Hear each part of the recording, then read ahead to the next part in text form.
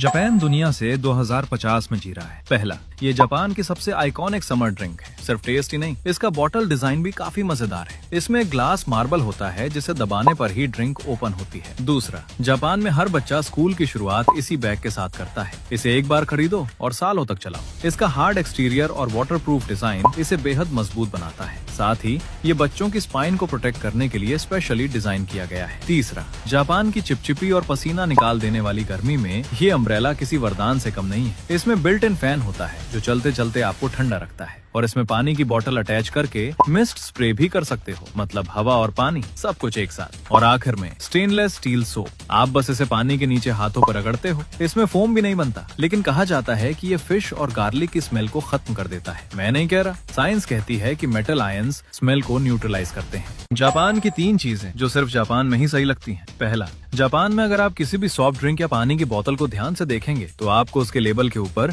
एक छोटा सा तीर दिखाई देगा, और ठीक उसके नीचे लेबल में एक पतली सी कट लगी होती है। इसके पीछे एक बहुत काम की वजह है। बोतल खरीदने के बाद लोग इसी जगह से लेबल को आसानी से ऐसे उतार देते हैं, फिर उसे अलग डस्टबिन में फेंक दिया जाता है, क्योंकि जापान में प्लास्टिक बोतल और उसके ऊपर लगे लेबल को अलग अलग डस्टबिन में फेंकना जरूरी होता है। दूसरा, अगर आप पूरा दिन चलने के बाद थक जाते हैं तो जापान में एक खास फुट मसाज पाथ बनाया गया है। इसमें छोटे छोटे प्लास्टिक के पत्थर लगे होते हैं जिन पर आपको नंगे पैर चलना होता है। हर पत्थर शरीर के अलग अलग हिस्से के लिए बनाया गया है, कुछ दिल के लिए, कुछ अंदरूनी अंगों के लिए और कुछ पूरे शरीर को रिलैक्स करने के लिए। इन पर चलने से पैरों को नेचुरल मसाज मिलती है। तीसरा, जापान में आपको ऐसे साबुन मिल जाएंगे जो बिल्कुल अंगूर के गुच्छे जैसे दिखते हैं। इन्हें असली फल जैसा